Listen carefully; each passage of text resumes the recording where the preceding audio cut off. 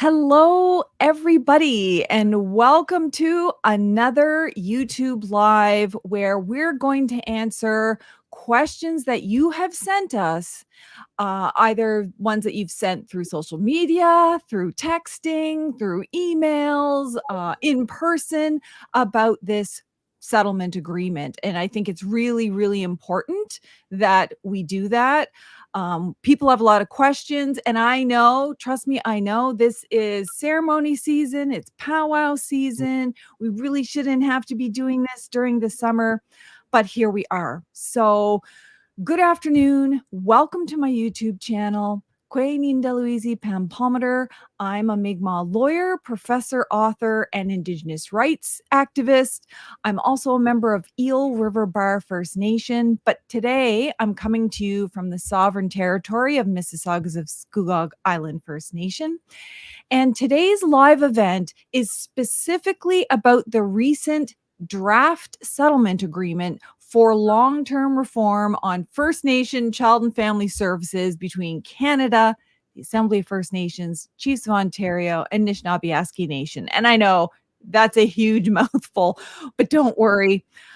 Between Cindy and I today and all of you out there, we're going to figure out what this is all about. And so joining me is my really good friend, Dr. Cindy Blackstock from the Gitxsan First Nation. Hi, Cindy, and thank you so much for taking the time to do this. Hey, and thank you, Pam, and happy International Indigenous Peoples Day, everybody.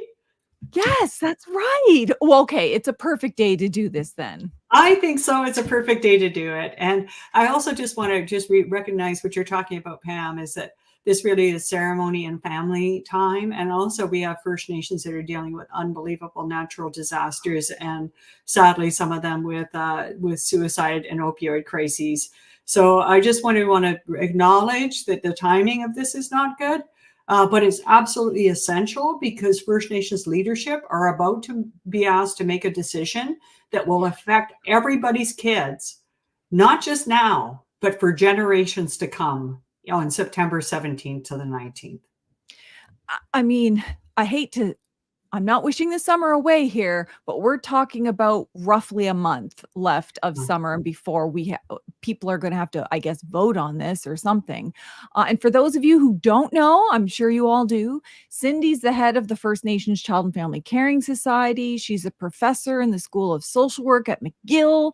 She is a prolific author, of course, and one of the most amazing advocates for the rights of First Nations children and families that I've ever seen. And what I think I love most about you, Cindy, is your laser focus on that it's not about anybody else, not about politics, not about anybody else. It's literally what is in the best interest of kids and families. And for those of you who might be watching now or later, the recorded version, you've probably heard Cindy in the media. She's been talking about this issue. You've heard her speak at public events and maybe even follow her on social media. But I think I also want to acknowledge Cindy with her incredible team at the First Nation Child and Family Caring Society. They're amazing lawyers who are always doing pro bono work for the sake of kids and all the kids and Canadians who have stepped up as friends, allies, and supporters to really help end discrimination against First Nation kids and families. I think it's because of all of everybody together that case was successful at the Human Rights Tribunal. Yeah, absolutely. I mean, that's always been the way, right? When we act in a collective way, when we really focus on kids and we let the best ideas come forward, and none of us are really interested in being right or getting all the credit. It's really about we have to fulfill all of our responsibilities as First Nations folks to put our kids front and center and set them up to be healthy and proud. Oh, exactly. And what I like most, I think, about this case is that, I mean, you were using Canada's own internal documents to prove that the federal government was racially discriminating against First Nation kids in care. And they knew that by treating First Nation kids differently because of their cultural background, that many of these kids would be disproportionately put in foster care, breaking up families and causing serious harm to the kids, parents, and communities. and also the people on the front lines who are trying to help them, but they weren't given the resources to do it. And that was that was breaking their hearts, and that's why they were actually really big supporters of fundraising for this case and getting out there and giving information to say, look, this isn't right, and these families deserve better. Yeah, exactly, and I love how you brought kids around with you, that this is, Yeah. kids have agency, and they're at court cases and in Geneva, and they're a part of this. Kids in schools all over Canada really taking an interest in this, and it just goes to show how out of step the government has been for a very long time with what Canadians value in terms of human rights and equality and justice and all of those things that we should be able to take for granted, but it's not the case for First Nation kids. That's right. I mean, every kid knows about fairness, and no kid in Canada wants to see other kids being given less or treated like they're less than just because of who they Mhm. are. Exactly. So thanks again for joining me, Cindy. You and I have talked about the Canadian Human Rights Tribunal decision and its orders many times on my Warrior Life podcast, like in detail. I think we have like 4 or 5 different sessions. And so because we're not going to go over every single detail of that case, I will post links in the description box below so that anyone who doesn't have the background can go back and listen to that, because I really want to save the majority of the time to answer people's questions, because we have some questions coming in live. We have some questions that were pre-sent to us. So I think before we start with the questions, because this isn't going to be a presentation at all, this is literally just your questions.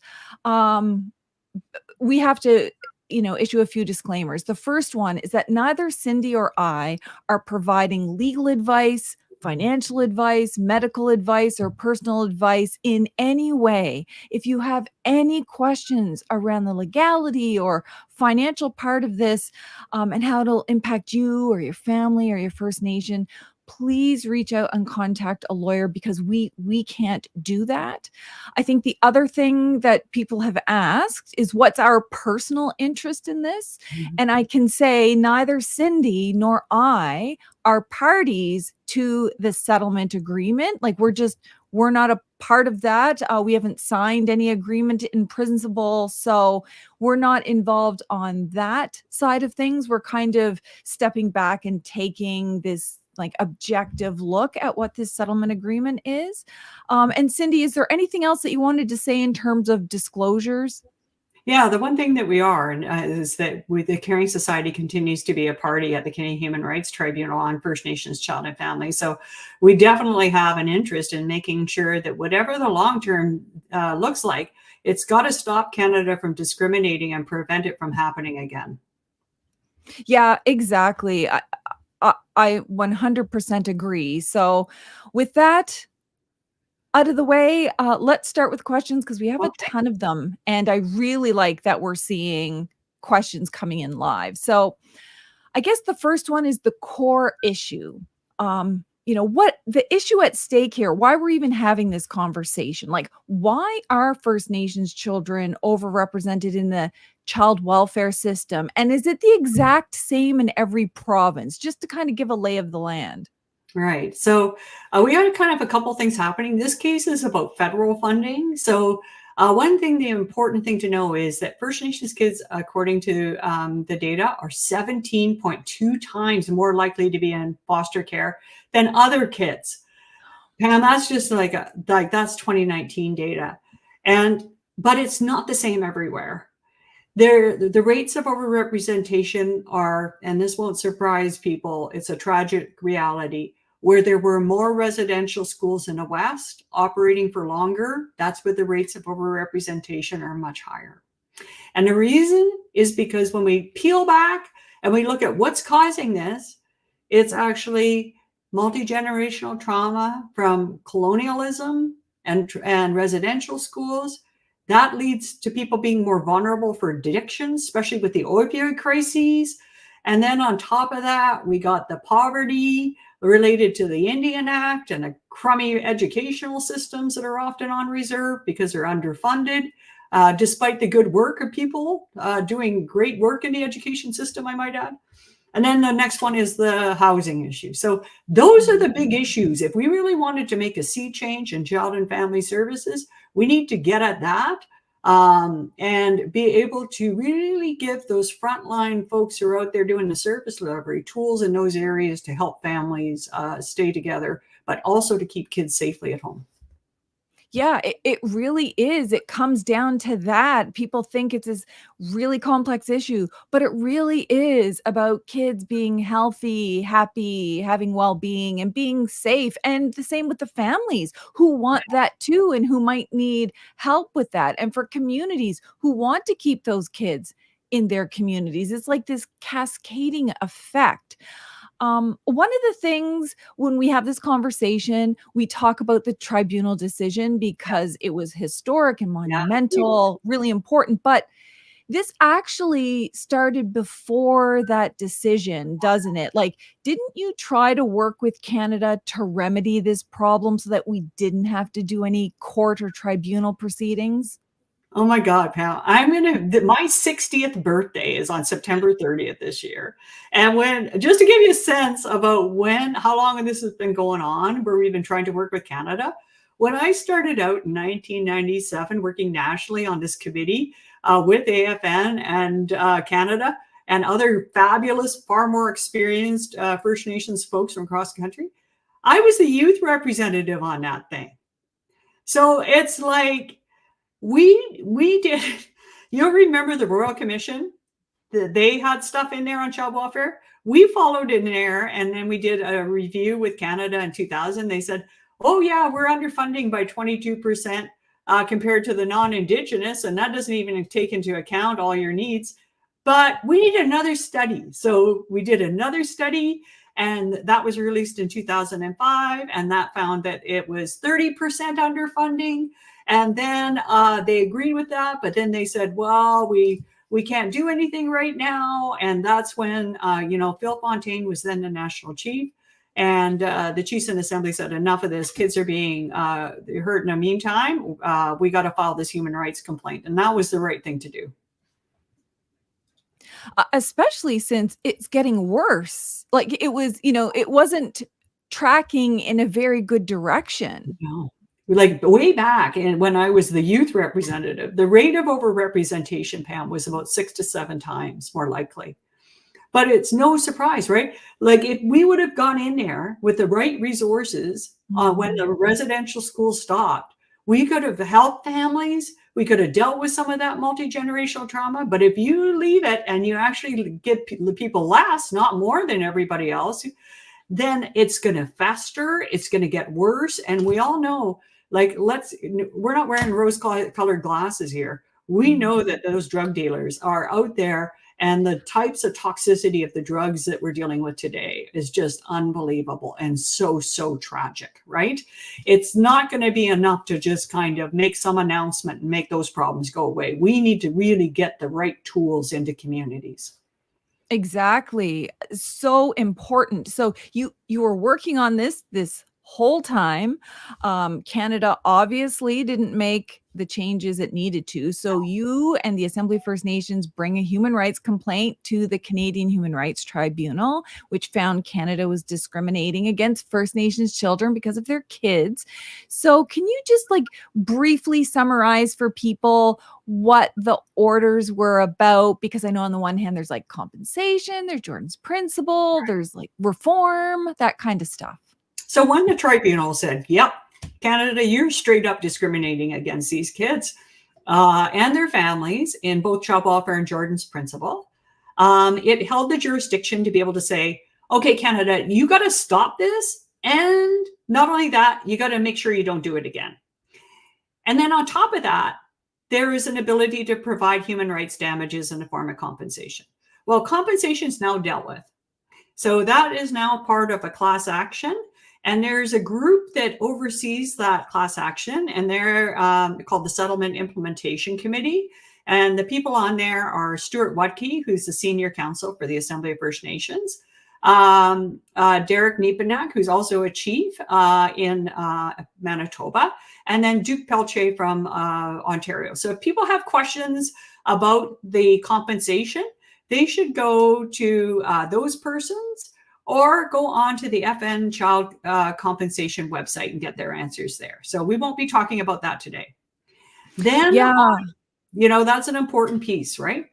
Then on child and family, this is what we're talking about right now, because we've had lots of non-compliance orders against the government over the meantime. And there's kind of three ways to kind of sort this thing out and end the case. One is to have an agreement with Canada and keep your fingers crossed they follow through. Number two is to just straight up litigate against them and go and get another order against them. And then there's a combination, which I think is probably the best way to approach. So what the parties have done is this final settlement agreement, which they're hoping is an agreement that solves the whole problem. Later down, we'll have another thing with Jordan's Principle. There's actually a non-compliance motion on Jordan's Principle that's happening on September 10th to the 12th. So your viewers will be able to watch that, because Canada is breaching the orders in real time and it's hurting kids and families. So we had to bring them to a non-compliance proceeding. So that's happening. And then long-term reform and possibly a final settlement agreement will follow that.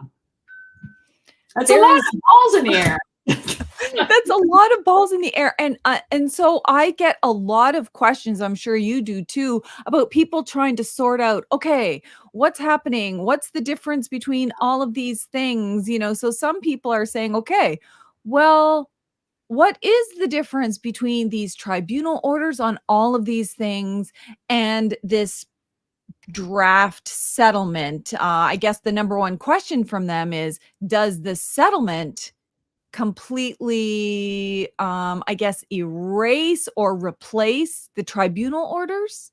Well, that's what they are proposing, is that the new final settlement agreement would replace the tribunal's orders. But that hasn't happened yet, and it will not happen. The good news is that we have legal orders from the tribunal that are already kind of backstopping the vast majority of the funding that's going out to communities for child and family right now. And if we look at the overall value of that, that's probably about $45 billion over 10 years. So this a new final settlement agreement announces $47 billion. The $45 billion is not capped, by the way. There are some elements that are, but there are some elements like capital that are at actual cost. So we're probably dealing with roughly the same, maybe a little bit more on the status quo. We'll have to wait and see how the actual numbers fall down. The far more important piece, though, is that this final settlement agreement only replaces the tribunal's order if the tribunal makes an order saying that. And there's two big pieces that need to happen. Number one, First Nations leadership need to be able to exercise their free, prior, and informed consent and decide whether they support or do not support or support in part this agreement. Once that's done, and only once that's done, can the parties to this agreement bring a motion to the tribunal to try and replace the current orders with their final settlement agreement. And everybody, you can read the final settlement agreement. There's missing bits to it, I'll tell you that, but you can read it on the AFN website. In English only, though, right now. In English only. Okay, yeah, because I've got a list of questions from people, and that's one of the questions. So basically, nothing can happen to replace the tribunal orders or for anything unless the tribunal says, yes, okay, we can see that our issues are properly met within this settlement agreement. So it's always going to be, I guess, the tribunal at the end of the day that says, yes, this looks like we can do it, or no, we can't. That's right. And some of your viewers remember compensation. Remember when the $20 billion deal was announced, but then it disentitled some people? We noticed that at the Caring Society, other people did. So unfortunately, we had to oppose that deal before the tribunal, and the tribunal made a very courageous and correct decision to send it back for renegotiation so that no one was left out, and the chief supported that. Well, in that scenario, the value of that compensation went up $3.4 billion. So like, when we do our due diligence and it's about, doing the right thing versus being right, we can actually do better results for families and communities. And that's what we should be after here. Doing right instead of being right. How important that is. When I think about it, I even have to remind myself that, at the end of the day, it's about doing right. It's not about our pride or politics or any of those other things. Well, and So we're human and we feel those things, right? And yeah, I mean, I get it, but this is far too important for us to mess up. Like this is literally about our kids and because it's about the kids, they are the keepers of our traditions. They are the keepers of the possible of our nations. Without these children, we do not have nations. no, well, we need them for our future. I mean, my goodness. So we've gone through a couple of the questions because one person asked, what's the value of the tribunal orders Yeah. effectively compared to this settlement agreement? So it looks like it would be roughly the same over 10 years. We think Um, so. There needs to be more analysis.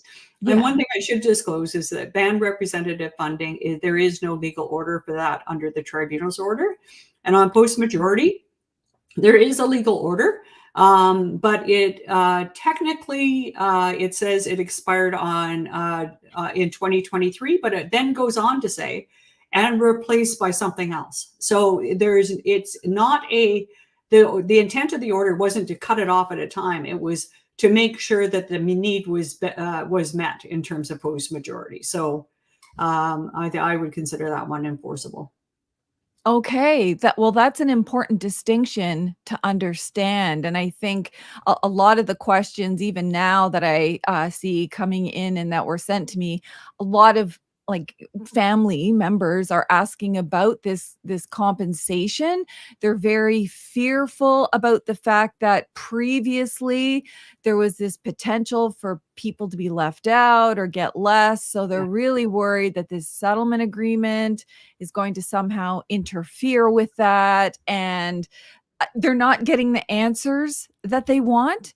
And I think it's important that we, like, us and leadership and everybody else, lawyers, have these kinds of sessions so that people can get like very specific and answers to those questions, because we can't, we're not here to provide legal advice, but these organizations, I think, should be answering these kinds of questions.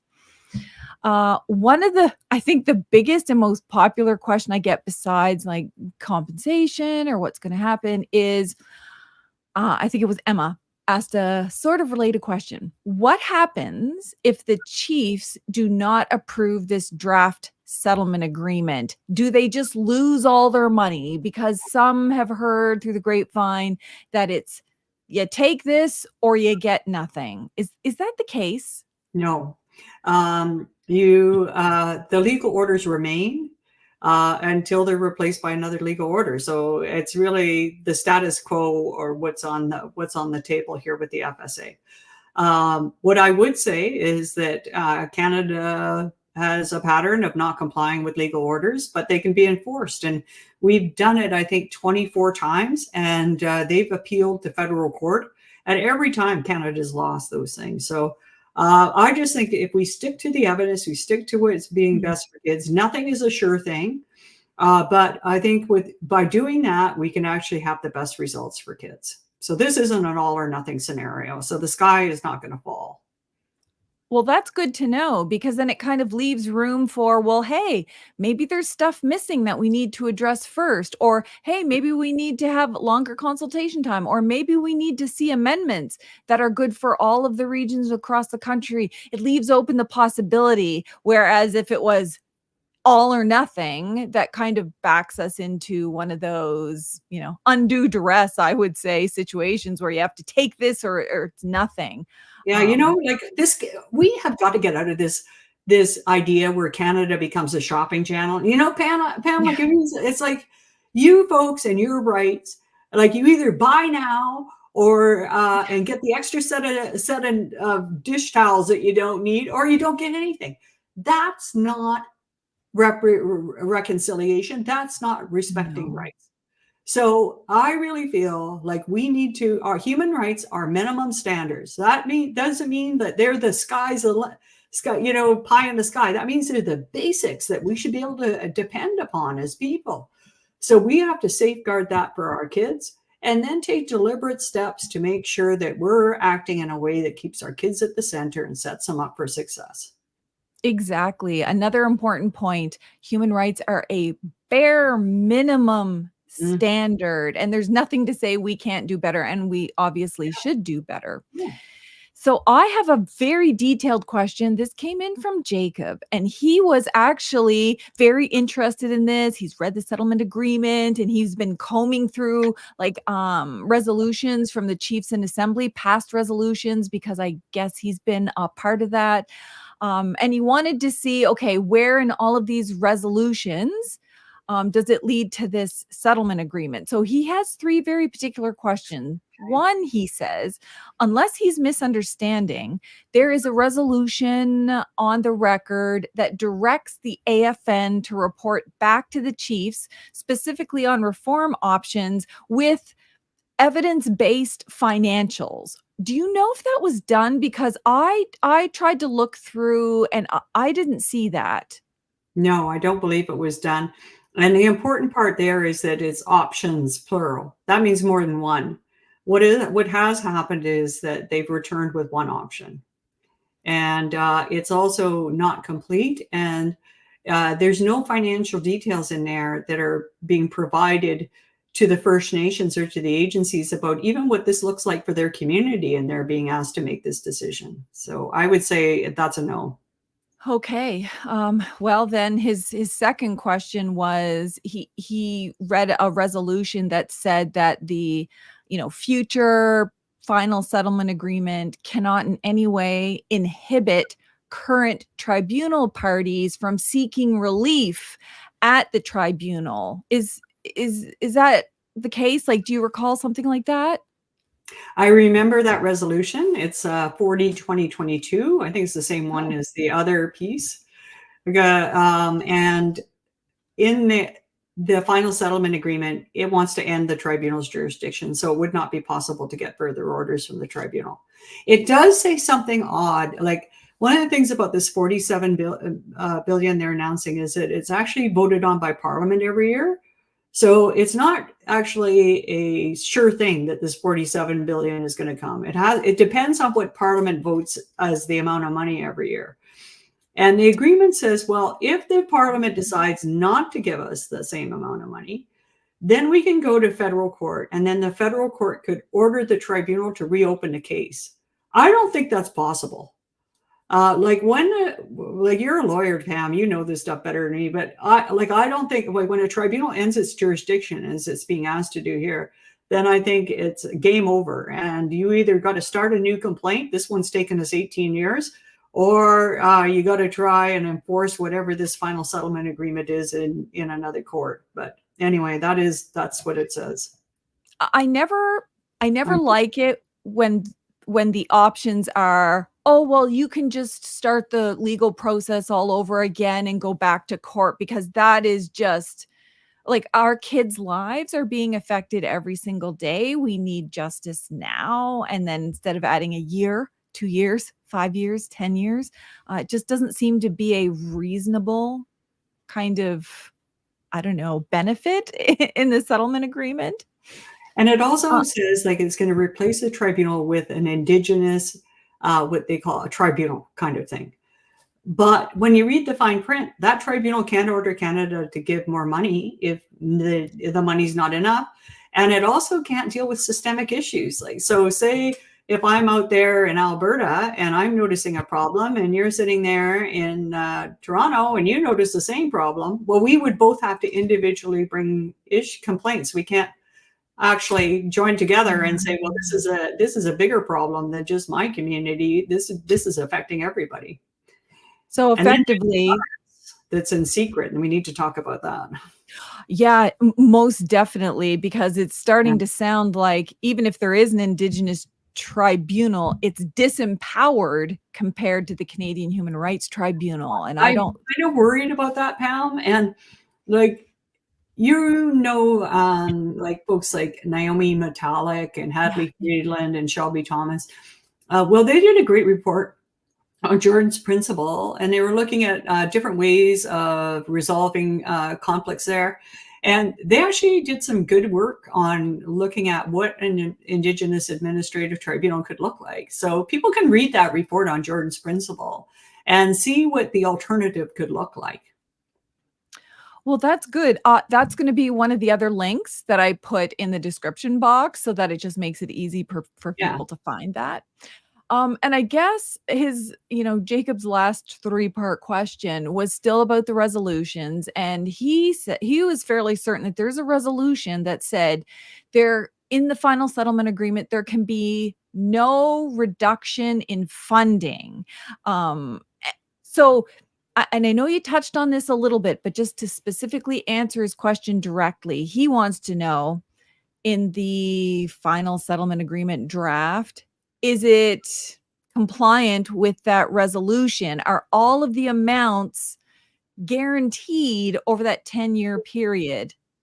Well, they're not guaranteed because it's subject to parliamentary appropriation. But whether there's a reduction or not, we don't have enough information to be able to make that assessment. That's why it's so important that First Nations and First Nations agencies get a hold of the government and say, what are we entitled to? Because they're actually planning on implementing this on April 1st, 2025. That's the other thing. They're going to ram this through. It's going to be like a sea change, and people haven't even been given a chance to kind of plan. But anyway, you want to get a hold of them and you want to compare that against what you got in previous years. Then you want to get together as folks in your region, kind of see what it looks like as a regional picture, and then compare that to what everyone else is getting. Because remember, we said back at the beginning, the overrepresentation of First Nations kids in care is not the same across the country. No. So there are going to be some communities and some regions that are going to need a bit more help and a bit more funding to get in there to really support their kids. Because sadly, the impacts of colonization were just worse there. Honestly, that was the first thing I looked for. So even before reading the agreement, I looked for an appendix, appendix A, B, or C that showed, okay, here's the financial breakdown. Here's where all of the money is going specifically. Here's what each First Nation is getting or each region is getting, or like what the breakdown is, so that you could, as a First Nation, the collective, look at it and say, okay, this is what we're going to get and here's how it compares.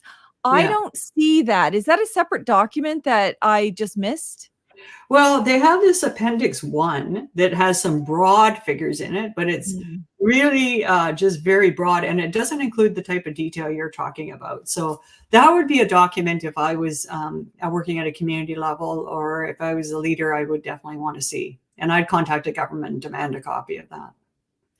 Honestly, and without providing legal advice, I always say First Nations, here's some friendly advice. Never settle for generalities. Get the specifics so that you can make it a what they call a judiciable right. It's like, you said, I'm going to get this. I either get that or I don't get that. And then you have something to deal with, where if it's just like generalities or broad areas, who knows? Who knows who's going to get what for what purposes? You don't know. And so that's an important question to find out.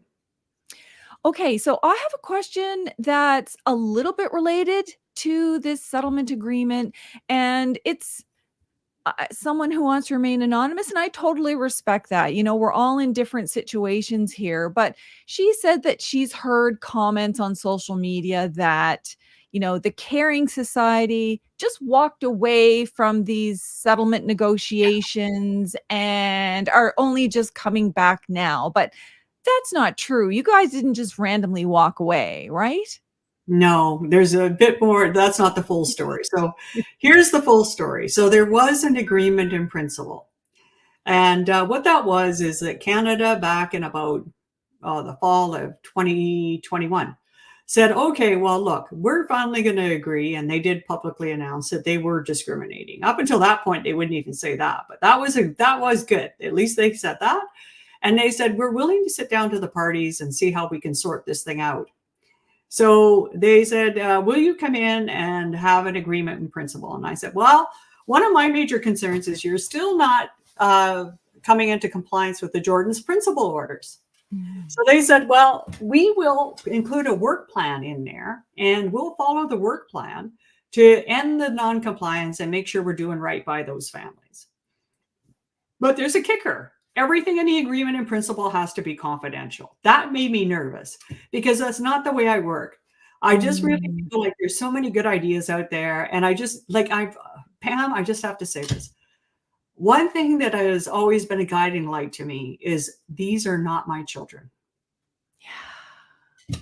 It's a very simple reality. I have been so honored to go across the country and see the rich cultures of these communities. They're so different. I'll never, ever, ever understand the depth of the richness of these diversities. All I know is that those people have to be involved because they're the ones that are going to be raising these kids and helping these kids. So all this to say, went in there, rolled the dice, and kept my fingers crossed. But Canada breached that work plan in the agreement in principle. We tried everything we could to bring them into compliance. They didn't. It was hurting kids. And finally, I made the decision, and our board made the decision in December of 2023. We said, look, we have to bring a non-compliance order. And that agreement said you could not bring a non-compliance order and stay in that agreement. So we stepped out of it. And then we said, look, we're going to bring this non-compliance order because we can't be a part of an agreement in principle. This literal goal is to stop discrimination that was actually protecting Canada from being held accountable from hurting kids. So we stepped outside of it, but we made it clear to Canada in writing and verbally and every other way possible that we want to work with you on a final settlement agreement. Canada said the only way that we'll let you around that table is if you come back under the same terms of the agreement in principle. And I said no. I said the chiefs have provided a resolution that said that we should have an ability to go and file a complaint on the tribunal. We have to be accountable to them. I can't do it. And so in the alternative, we posted our stuff online. All of our Caring Society positions have been online, and we welcome people to criticize us, to give us better ideas, and they did. So we're actually on the third version of that. So people can go up and see all of our stuff and continue to criticize it. Like, give us better ideas because this is about doing the right thing. So that is the situation. So no, we were not at the table. We didn't get a copy until it was on the AFN website. But we've never given up our commitment to being really focused on doing in the best way we could, keeping Canada accountable to stop the discrimination and make sure it doesn't happen again. Well, to me, it just doesn't seem like you or your board had a choice. If you know there's discrimination, Canada's not following its work plan, of course you have to follow up because this isn't about you or your board or anybody else. It's about the kids and families who are suffering if Canada's not living up to that work plan. So. And one of the things that I've started to just really be aware of is that Canada, like sometimes people say, well, going to the court is like a colonial space. And it is. There's no argument there. I agree with that. But so is the negotiation space, the way Canada sets it up. Canada, like when I think of our traditional governance, like I don't know everything about governance. Like I'm not an expert even like you, Pam. You know a lot more than I do. But when I look at First Nations governance, it was always done in the open, transparent. There was a place for people to have their views heard. It was guided by spirituality. It was guided by knowledge holders. All of this stuff was done in the open. Canada, when it wants to negotiate with us, wants to lock us down into these secret spaces where they can only talk to us, and that's how they roll. And that, to me, I think we have to ask serious questions about how will we decolonize these negotiation spaces. Yeah, and make it just the basics of accountability and transparency, which is a traditional part of many of our governments. We all have different kinds of traditional governments, but I have yet to find one that was conducted, like you said, in secret. It was all about the people. It's the people give you the directions. We end up being the spokespeople, but it really is the people. So I'm glad we cleared that up because you know what happens? we're talking about important issues, but Yeah. rumors and things on social media can kind of detract, like if they're saying things. So I think it was important to clear that Yeah. up. And if anybody has any questions like that, just get a hold of us. Like, that's a fair question. Like, that's a Yeah. legitimate question. Get a hold of us and ask us the question, and we'll do our best to give you a straight answer. So I have two questions kind of related. Beth wants to know what the Caring Society's position is with regards to this final settlement agreement. She wants to know, obviously, we can't go over every page in detail, but just is there anything that could make it better? Because we've already identified some things around the financial details. Is there anything else missing from the agreement, or what would make this agreement better? Well, the fortunate thing is there's lots of good solutions out there. We've been working with First Nations and agencies on funding structures that actually would make sure set First Nations up for success and be able to track what's happening to kids, so that it's like sometimes you're going to try something and maybe you think it'll work, but then maybe it doesn't work, or maybe you try something that you didn't even anticipate would have a benefit, and then, holy smokes, it's really helping. So you want to be able to track what's happening so that you can make the best decisions for your kids over time. So that work has been done, and it's out there to be reviewed by First Nations experts and by leadership. So it's not like there's nothing to replace these suggestions with, I would say. The other thing I'd like to do is, if we can talk a minute about the governance of this agreement and Mhm. what the Caring Society is concerned about there. So, Yeah. like we just went through this whole discussion about traditional governments being open and accountable and transparent. Under this thing, what happens is that leadership can vote for it, but after that's done, let's assume it's approved. Then there's this committee that takes over from there, and it operates in confidentiality. So no one knows what those decisions are that it makes. And it's only composed of members from the Government of Canada itself, the Assembly of First Nations, Chiefs of Ontario, and Nishnawbe Aski Nation. That group really has another 6 committees reporting to it. And one of them is not really a committee. It's supposed to be an apolitical technical group. But when you read the text of the agreement, AFN is going to incorporate it. And the only members on the board of directors that ever can be allowed are AFN, Chiefs of Ontario, and NAN. And so it's not feeling very apolitical to me, or inclusive of the rich diversity of First Nations from across the country. I don't understand how that RIC is accountable. It doesn't feel like it is. It feels like this chiefs basically just get no decision making over the 10 years of this agreement, and this committee takes over. That to me does not feel like self-determination. And it does not feel like the best way to conduct business with kids. I think the Caring Society would like to see a Chiefs committee that includes First Nations that aren't a part of AFN, because not everybody is. That committee is open and transparent, and it reports to all the chiefs. Then there's a group called the National Advisory Committee, which is actually a group that's been going on since 1997. Full disclosure, I'm a member. None of us get paid. We're volunteers, right? So that group can be the Technical Advisory Committee. And then you would have something that the Tribunal already created called an Expert Advisory Committee, and their job is to reform the department. They should be totally independent, and they should be reporting directly to the chiefs and to the Tribunal. So that's 3 committees that we would think would be useful for this thing for governance, and then give all the rest of the money that's going to the 7 committees to the kids.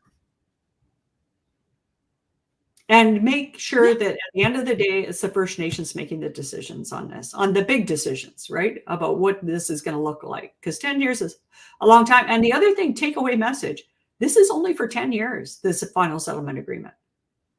And although it says in year 9, there's going to be a funding review, there's nothing in there to hold Canada accountable after year 10. So that is a big, big important thing to note.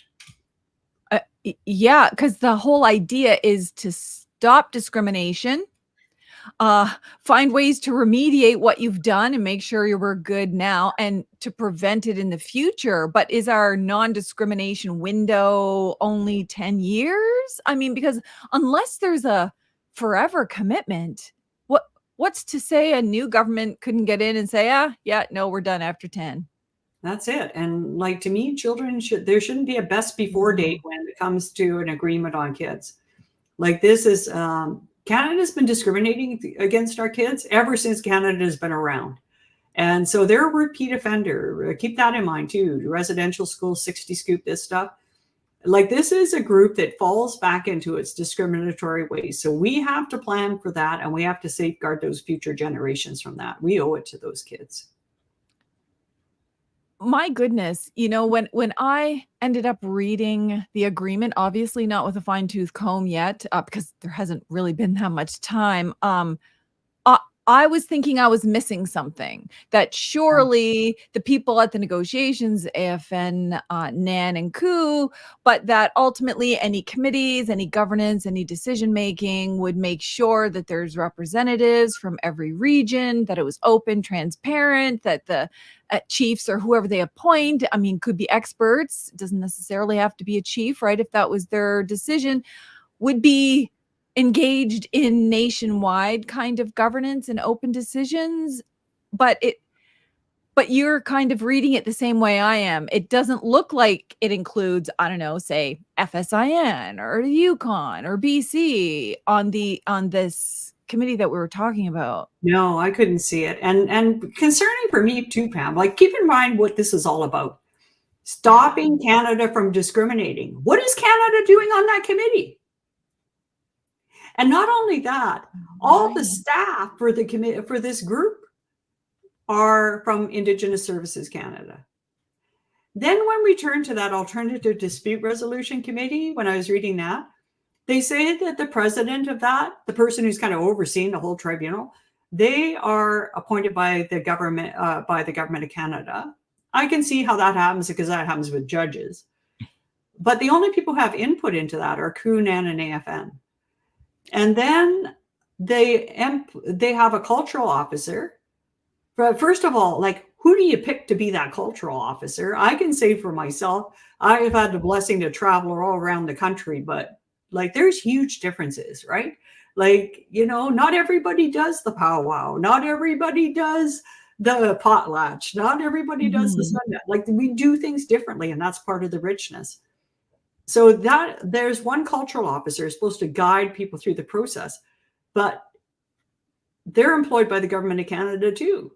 Like, I just think, like, this kind of feels like fox in a hen house kind of stuff. Like, why does Canada have such a big role? And when you really look into the words accountability, and don't make no mistake, I believe in accountability. And that includes for anybody out there delivering services, whether, I don't care who they are, like, we have to do our best job for kids, and we should all welcome accountability.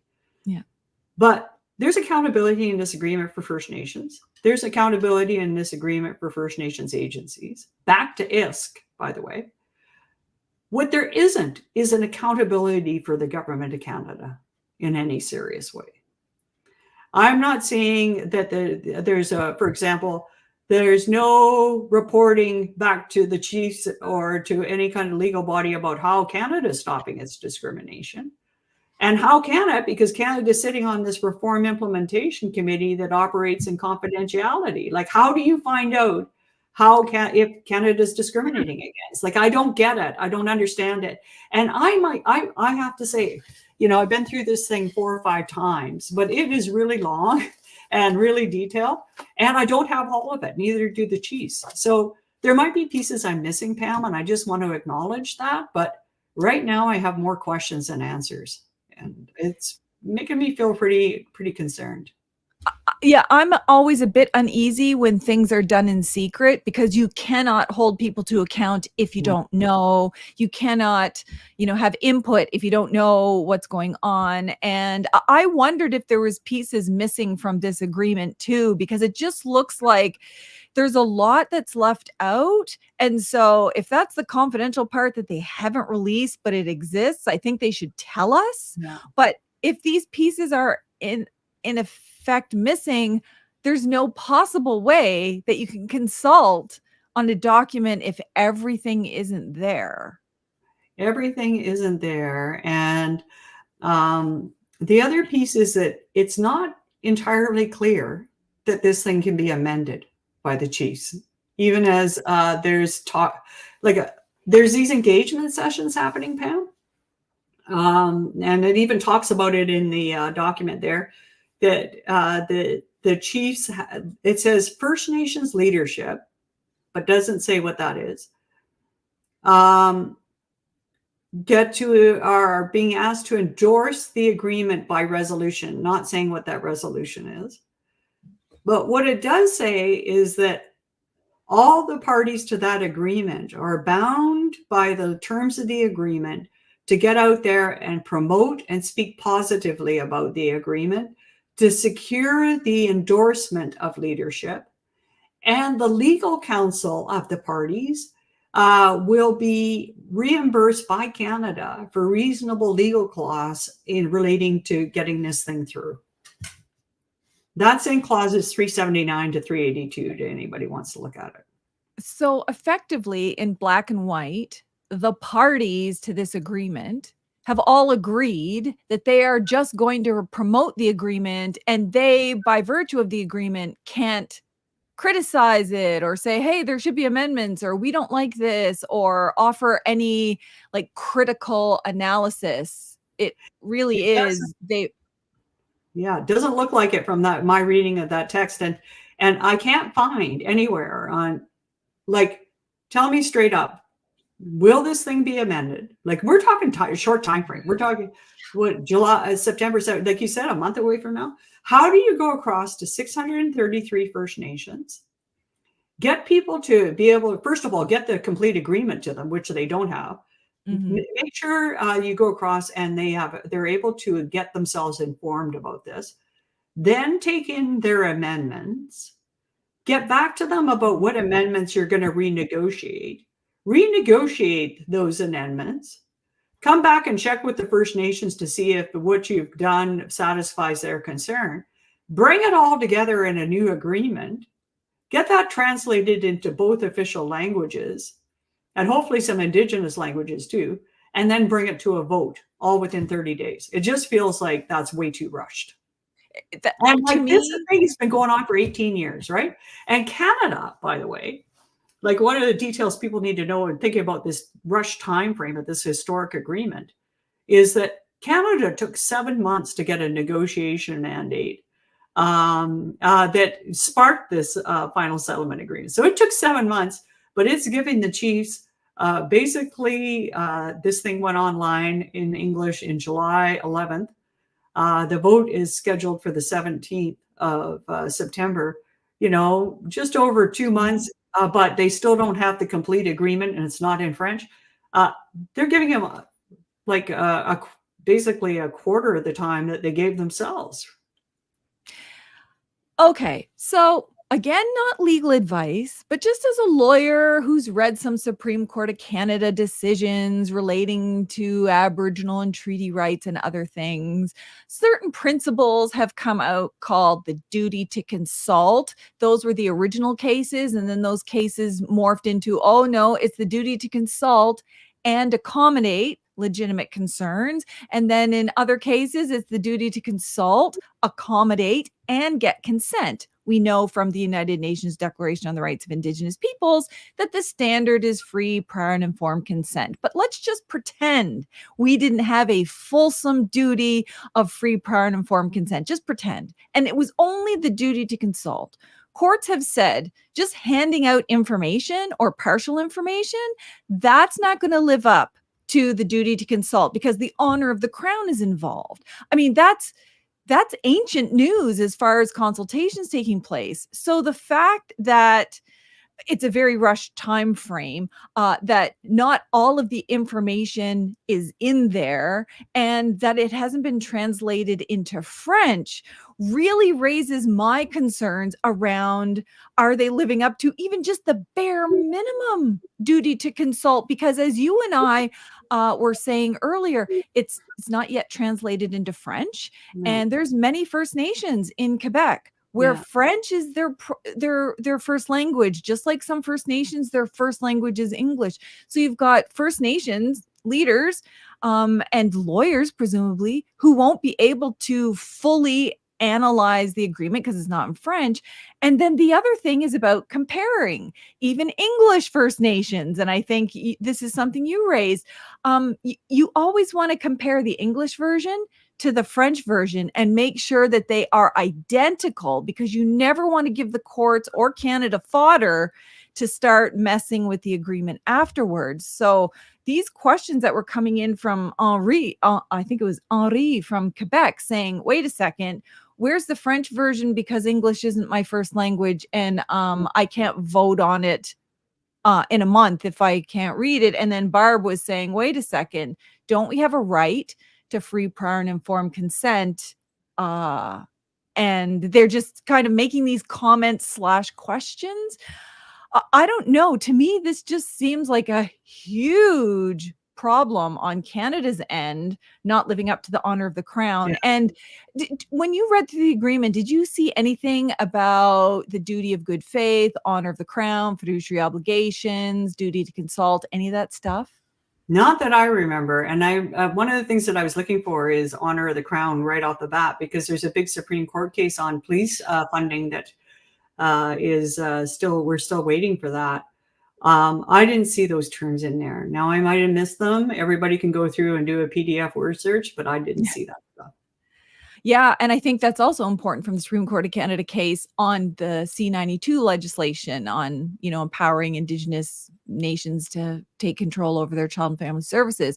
And like the very beginning of it is about the honor of the crown and living up to your commitments and all of these other core principles. So I was looking for that too. Again, I am going to fine tooth comb this again, and hopefully we'll get the rest of it. So unfortunately for Barb and Henri, we don't have any more information than that, other than we're feeling that this is pretty rushed and you can't consult on partial information. I feel like it's as simple as that. Well, and also, let's keep laser focused on who's really responsible here. It's Canada. And Canada, they won't even let our judges judge on the Supreme Court unless they're fully bilingual. You can't even serve in the public service unless you're fully bilingual at senior levels. So why are they asking First Nations to make a decision when they haven't even published it in both languages? Like, that to me is very, very concerning. And even if it magically appears tomorrow, the French-speaking First Nations are already at a serious disadvantage. Like the English-speaking First Nations have had at least a little more time to kind of go through it. And so something needs to be done to make sure that people are being treated fairly. We didn't choose the languages we were colonized in. But we have to respect the rights of every First Nation to be able to look at this. And because they have kids too, and they love their kids, and they want to do the best thing for their kids. Exactly. So kind of related to that, and I think you touched on it a bit, Christine, who says she's worked in child and family services for a really long time and has a real interest in this settlement agreement. She cares a lot about long-term reform. She wanted to know point blank, what is the process for a First Nation to make amendments to this final settlement agreement such that the amendment could be submitted and considered and incorporated potentially into this agreement? I don't see anything in the agreement that says, here's the process for amendments. Have you seen something? No. And what I would do is I would just write those amendments and send them to the minister and to the parties so that they have it. Like, I think that we're so far into this, like, that we can't be waiting around for a process to magically appear. That should have been released at the same time as the agreement, but it wasn't. So That's all I can say there. I would get a hold of these parties and definitely get a hold of Canada. Like, where is Canada on the duty to consult? It's not AFN or CU or NAM. That's not their obligation. It really is Canada's obligation to get out there and talk to First Nations. And I don't see them doing that. I think that they're really the problematic animus behind all of this stuff. Why doesn't that surprise me? Okay, so there's a question that came in from Robert. He said that he heard you say something in the media, and he's just paraphrasing. He can't remember the exact quote. That one of the Caring Society's concerns is that it looks like too many people have their hands in the cookie jar, referring to the settlement agreement, like about who's getting money out of this settlement agreement. Yeah, so like it appears pretty early in the settlement agreement. And so that's as far as I'd gotten, I think, when I did that interview, and I was saying, well, I got to do my due diligence before I look in here. But there's a bunch of groups getting money out of this. It's not just First Nations and First Nations agencies. It includes the provinces. And that has always been the case, by the way, where the provinces are servicing a First Nation that doesn't have an agency. But we don't know how much of this pie is going to them. It also includes the Government of Canada itself. So it includes, you see in that Appendix 1, if you look under the fine print under this chart, they're charging some of their legal fees for this agreement. They're also that alternative dispute resolution. I think there's about 100 million into that. And personally, if there's 100 million being dedicated to that, and you can't order Canada to order more money or deal with systemic issues, I'd rather see that changed into things like, let's use that money for addiction services. I totally agree with like this idea of having Indigenous courts, but if it's only for 10 years, and it has those limited powers, let's use it for something else, is my view. So those are some of the things, and also AFN, CU, and NAN all get money, and those committees, the 7 committees get money. So that's all in there. And we don't know really a lot of specifics on how much everybody is getting and over what period of time. Wow. Okay. Well, we're getting a ton of comments on the live and some questions. So if you still have time, I'd love to go through some of those questions. We may have already touched on it, but I'd like to just make sure that people have their questions answered. So we have this question. What happens if leadership/chiefs vote against the draft FSA? Well, the whole FSA makes clear in there that it's contingent upon First Nations leadership's endorsement. It doesn't say what leadership or what resolution. So I'm unclear what that actually looks like. What I would hope to see is that the orders will remain. So the orders for the Child and Family Services from the Order in Canada Fund will remain. And that there's clear direction by Chiefs and Assembly about a negotiation mandate, a negotiation protocol, and a reporting mechanism back to the Chiefs. And to go back to the table, make this an open, transparent, child-focused, and accountable process, and then see if we can reach an agreement with Canada on some items. And if Canada won't agree, then we go to the tribunal and litigate.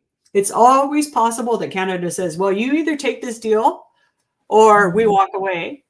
And Canada could bring a motion to the tribunal to end its jurisdiction. But if it did that, it would have to prove to the tribunal why it thinks a deal that the Chiefs did not support will end discrimination towards First Nations kids. And I think that'll be an uphill climb for Canada. But yeah, those are some of the potential scenarios.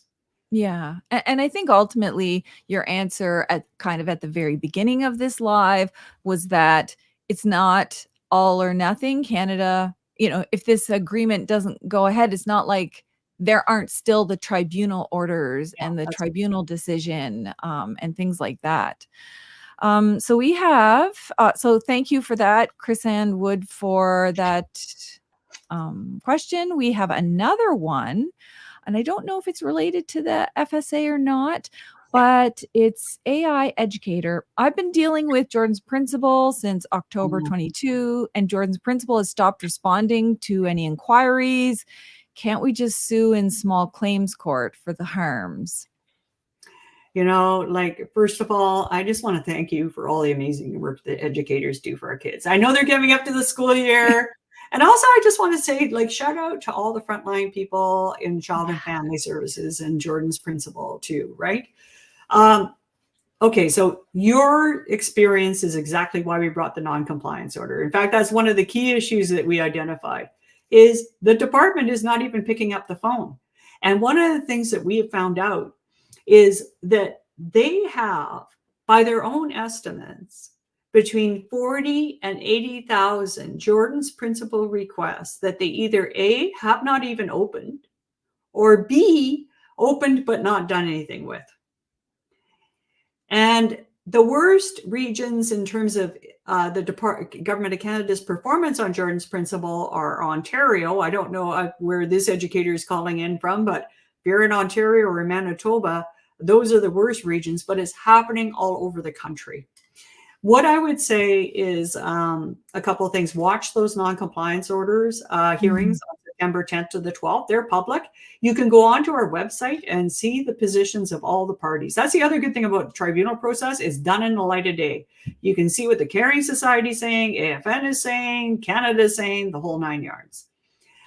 In terms of being able to enforce, sue the government for ongoing harms, one of the things that the tribunal did is that they made a decision on compensation up until 2022, but they also put in there, and this would be something I would talk to a lawyer about because I am not a lawyer, but they also said that it didn't necessarily release Canada from responsibility for ongoing discrimination. So it could be possible to hold their feet to the fire for compensation for the actual breaches that are happening right now.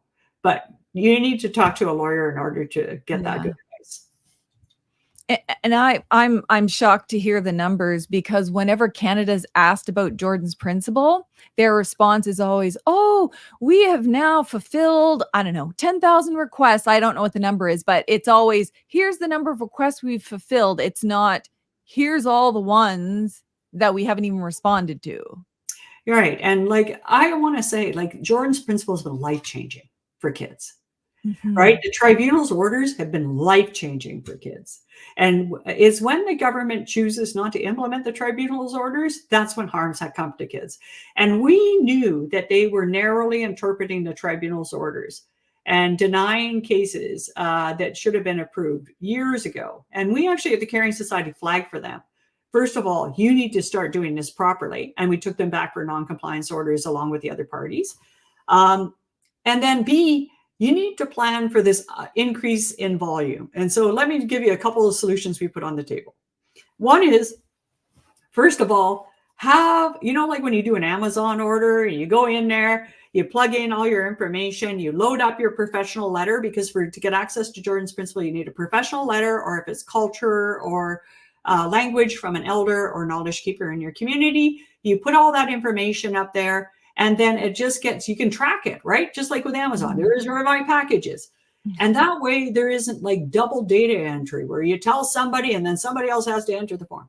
The other thing that we found, Pam, in our research is that most of the Jordan's principle requests are for really minimal dollars.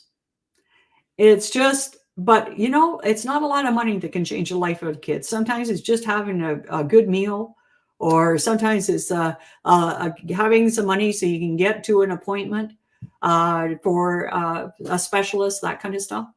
So we're saying that we had the Institute for Fiscal Studies and Democracy cost out how much of a bureaucrat's time does it take to determine a case. And it turns out it's about $540.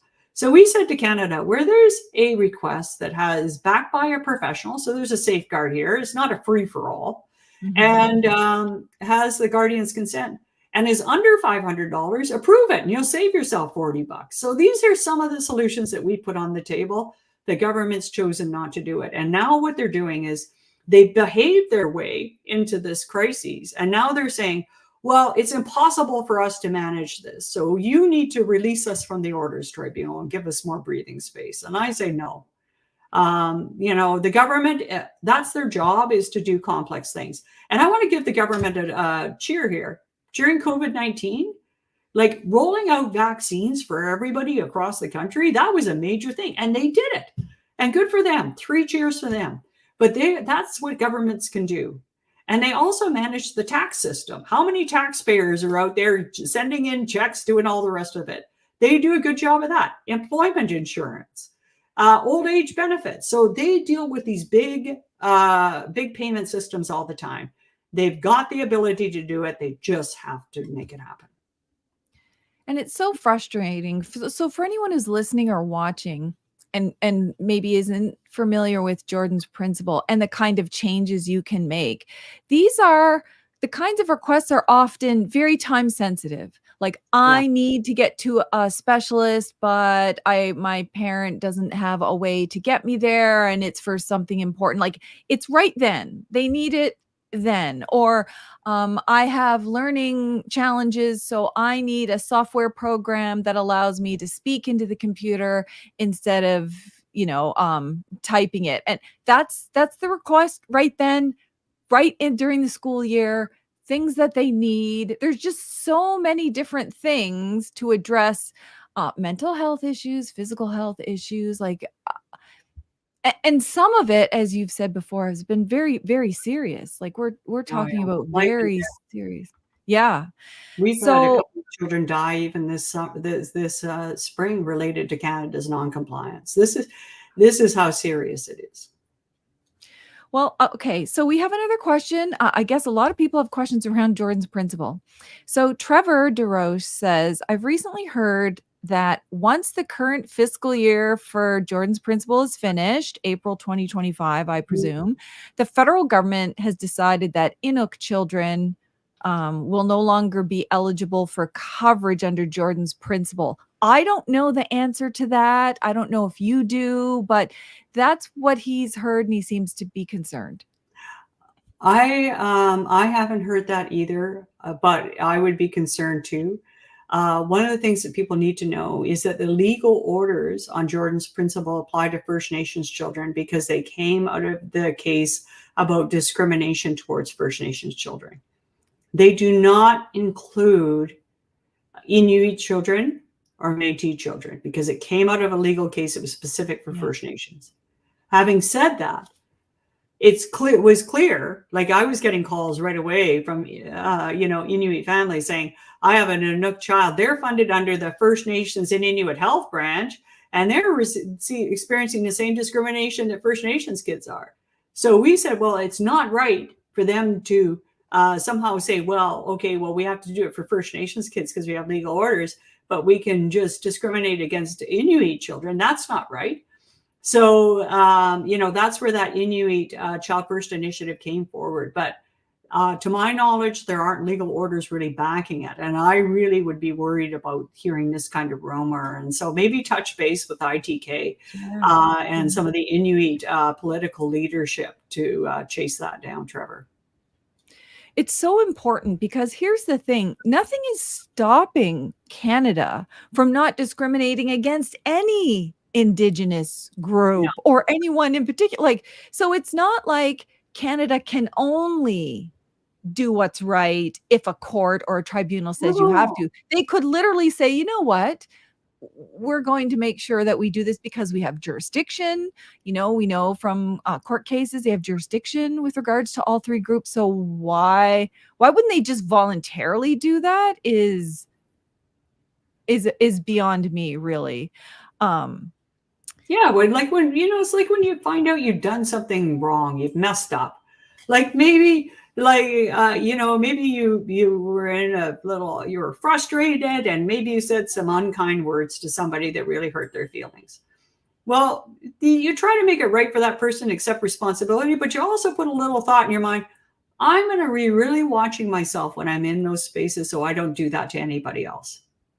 And that's what the government should be doing. And they're not very good at doing that.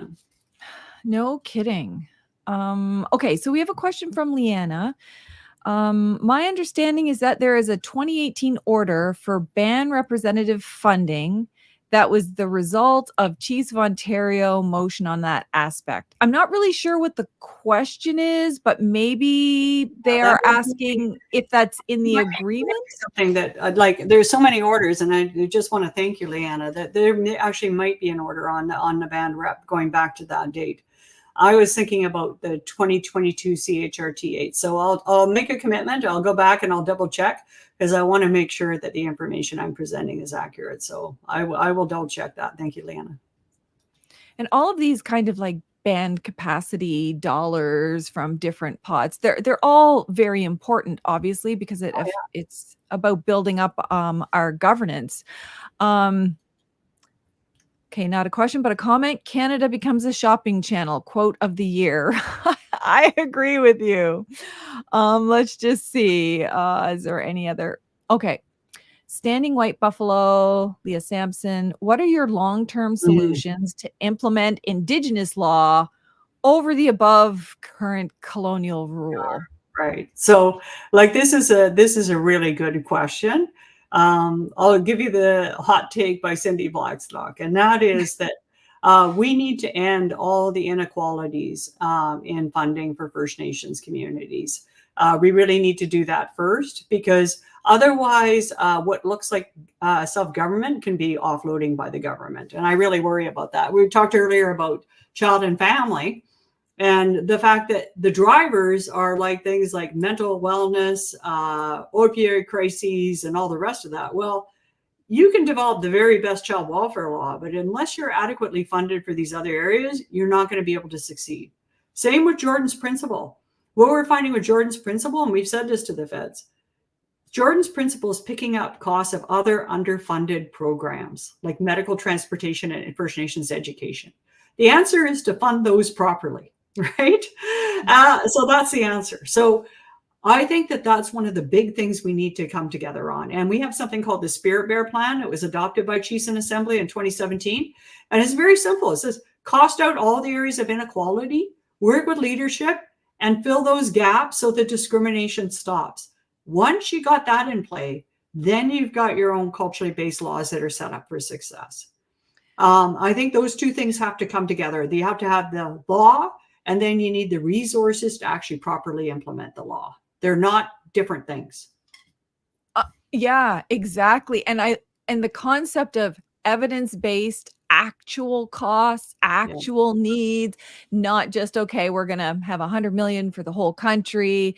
This province has an emergency and so actually needs to draw down more. And then, well, what happens to the rest? And I'm personally a little bit worried about where all of this funding is coming from, if it impacts other funding pots, for example, whether it's emergency measures, whether it's education, whether it's, a child and family that's supposed to be attached to C92. Like there's so many things, and we know government often plays shell games with money. So I know for me, I've got a lot of concerns, and I definitely want to know the details for sure.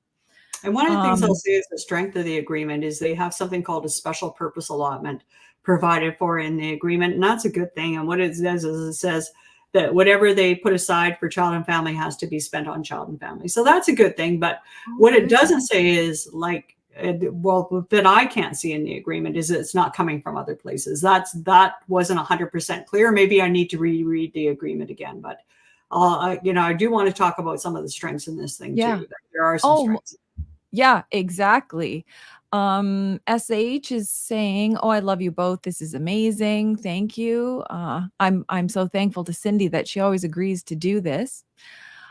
Chris Ann Wood has another question. Was it possible for AFN to bring forth the non-compliance motion? I'm not sure which one, but under the current maybe settlement agreement, is that, if that's the question? AFN was a part of that agreement in principle we signed, so they could have brought a non-compliance order. They also would have been outside of the agreement in principle, like we are. They chose to stay in. I respect that. And so did the Chiefs of Ontario and NAN. That was the choice that they made, and I respect that. We had to make a different choice. In terms of the current agreement, Well, there's that clause that says that they all have to speak in favor of the agreement. So I'm not sure what that would really look like in terms of bringing a non-compliance motion.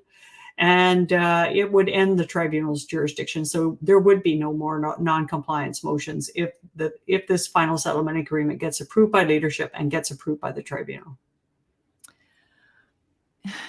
There's just so many moving parts here, about like all of these things. I can see why it's so very confusing, and we really need to fill in the spots. Like, I want to send all of these questions to Canada and say, okay, where's the breakdown of money? Where's this money coming from? How does it impact self-governing First Nations? How does it impact First Nations that have already signed a 10-year contribution agreement? Like, all of these very detailed financial questions that I think First Nations chiefs also have.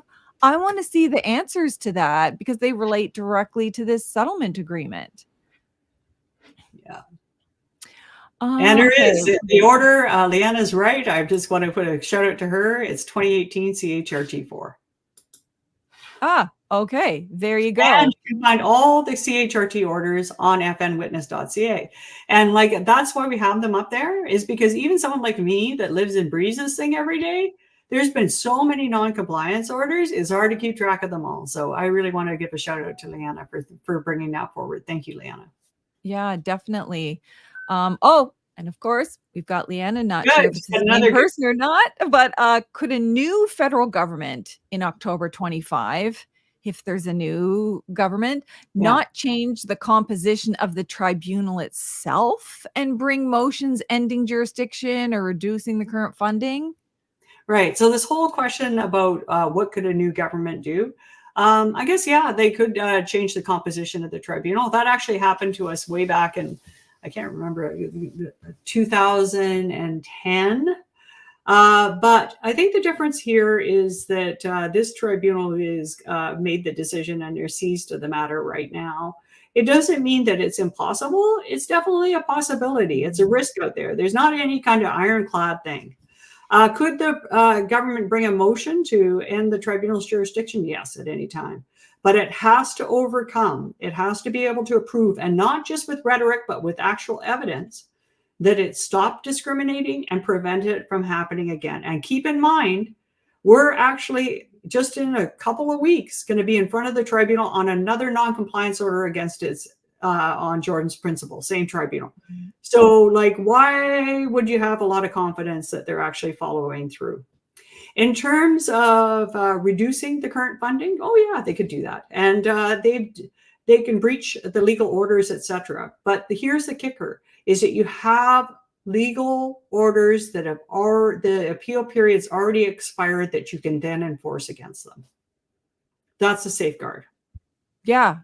Very important, I think, on that last point. So thank you for that.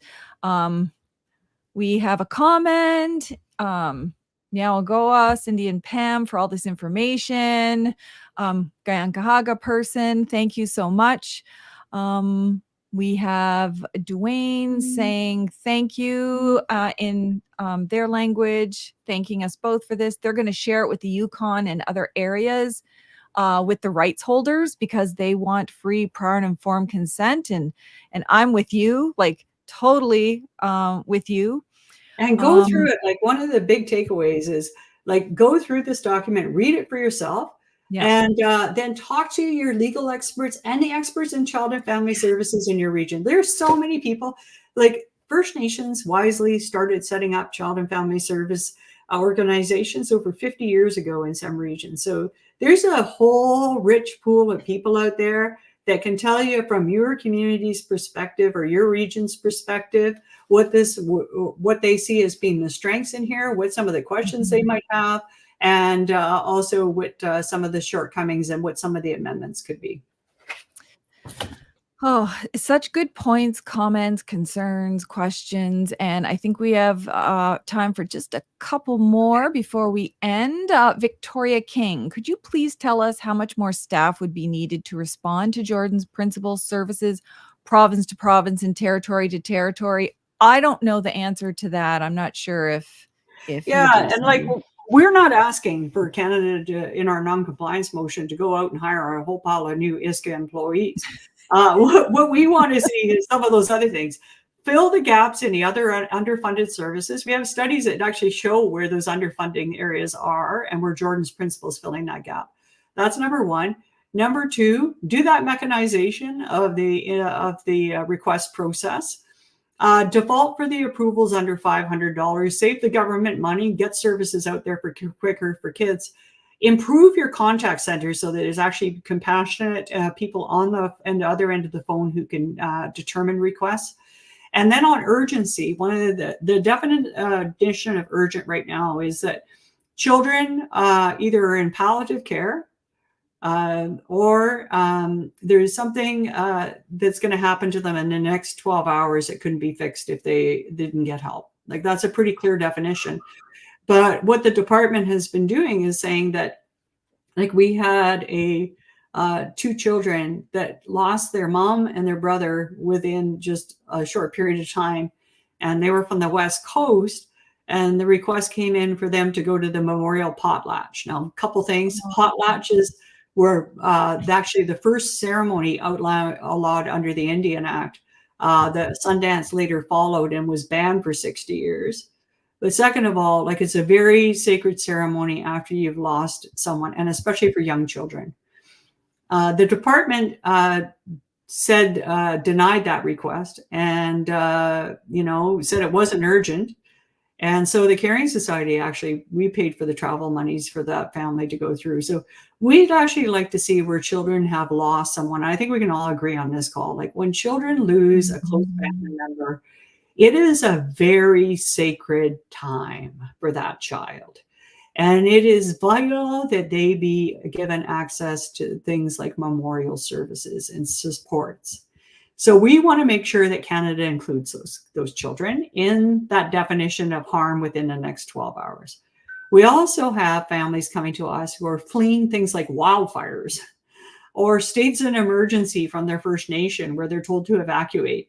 And we're not saying that every request that comes in under that circumstance is an emergency, but, like you and I, Pam, like, you might have something that's not an emergency in regular times, but when you're in an emergency, it all of it becomes really super urgent. For example, maybe I have a child with special needs and I have to go to the pharmacy. Usually I go every week, but now there's an emergency, so I have to go now and get extra so that child can travel with me out of province. It all of a sudden is urgent. So we want to make sure that those states of emergency are included in there. That's something Canada doesn't want to do. So those are some of the things we're trying to fix.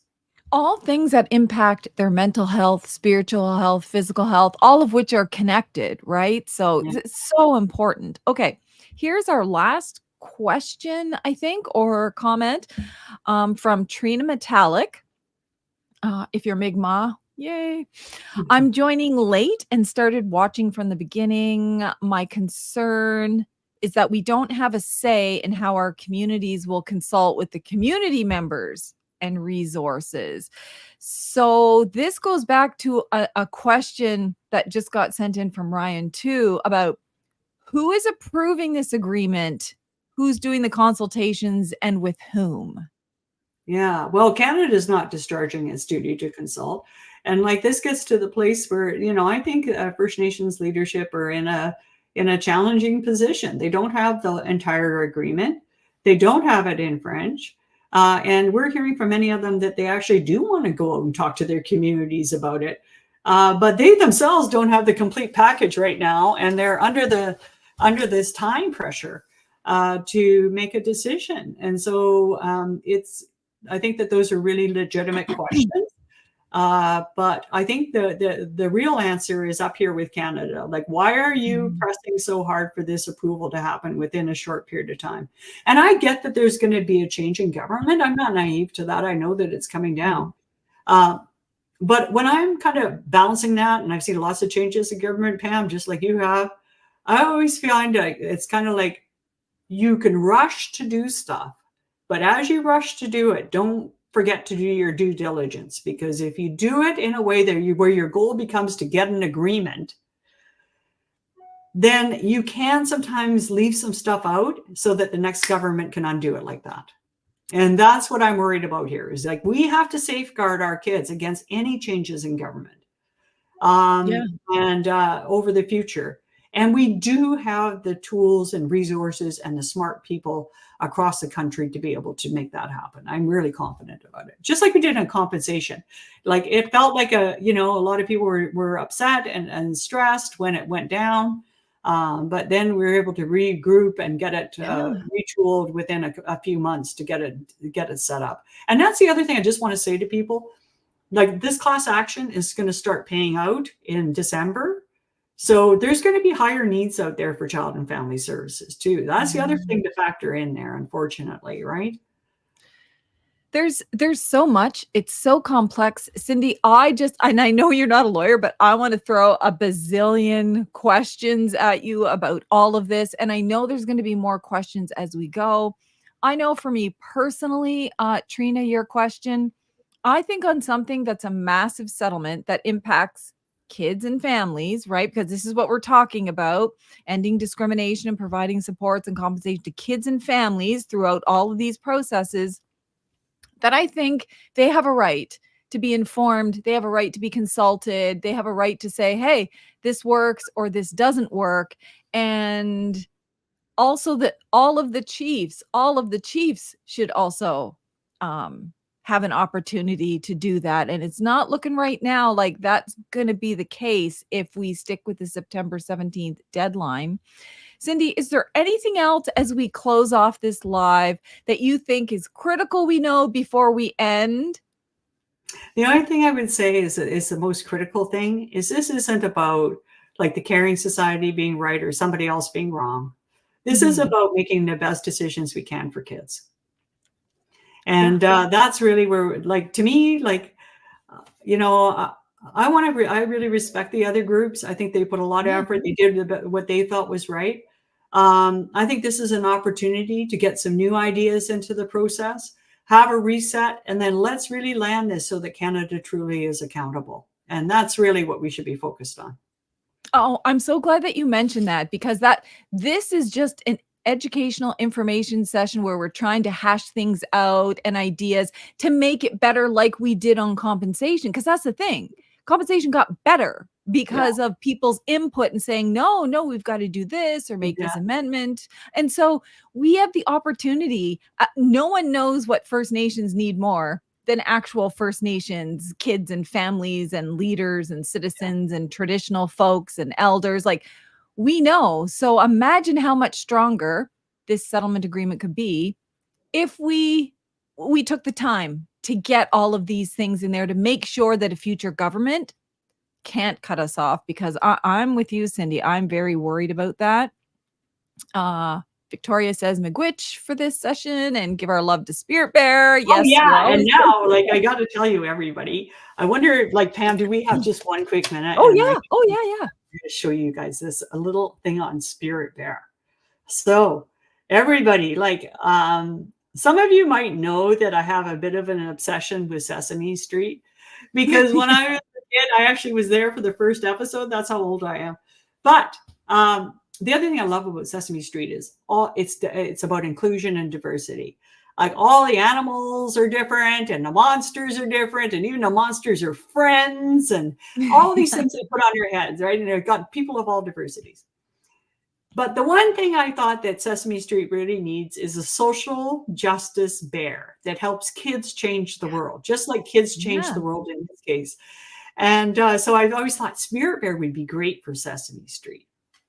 And people have often asked us, well, are you ever going to make another Spirit Bear? And I've been really reluctant to, because this is the original bear that has been around for ages for kids and families. But I finally broke down because I found out that there's this amazing Indigenous artist, and he actually works for Jim Henson's studios. So, oops, I'm going to see if I can bring this. I got to bring it this way. Here we go. What? Yes. Wow. That's a massive bear. I know. Isn't he great? And he's, we have him, and we have created an exhibit that we're hoping to have go around, where we have all these books and stories telling how kids have stood up with each other. We have Spotted Fawn Studios, a shout out to them, amazing animation studio that's Indigenous, and they took it to animation. So now we have exhibits of that, and with the real stuff in there, telling the real story to inspire a new generation of kids to be change makers. And now we have the giant bear to go with it. Well, I'm all good. Now my goal is to get a selfie with this giant bear sometime. You could be the giant bear. You're the proper height. Oh, yeah. Well, thank you, Cindy. Honestly, you never say no when I say, can you come on my podcast? Can you do a YouTube live? People have questions. Between the two of us and our leaders and lawyers and experts, I'm sure the whole group of us will end up having answers or thinking good ideas. So thank you for taking so much time to do this always. Hey, thank you for having me, Pam. And thank you for everybody who's joined. I mean, we already saw in this program in real action why it's so much better when we have everybody on the call. We all make better decisions and we have more information coming forward. So thank you for spending your summer with us. And hopefully we can maybe do one of these on the Jordan's Principle non-compliance order, because it sounds like people have a lot of questions on that. Yeah, most definitely. For the people that join live, fantastic. Thank you. I mean, I think this is the most amount of questions we ever got on a live. And also, thank you to those who are going to watch it later, who have flagged it and said, you know what, I'm going to watch this, consider this, maybe ask some questions. And maybe between all of us, we'll get really good answers and come up with really great amendments that'll make this work for everybody. So thank you so much. I really appreciate it. Thanks for listening. Make sure you share this with your family and communities. We want to make sure that everybody is just informed and talking about this in an open and transparent way. That's what I love about the Caring Society. Everything they do is posted on their website. Our goal is to make sure that First Nation kids and families get what they deserve. Thank you again. This will be posted live, or the recording will be posted right after this. And I'll make sure to go in and post a bunch of informational links so that you have that. Thanks again, everyone, and see you at the next live.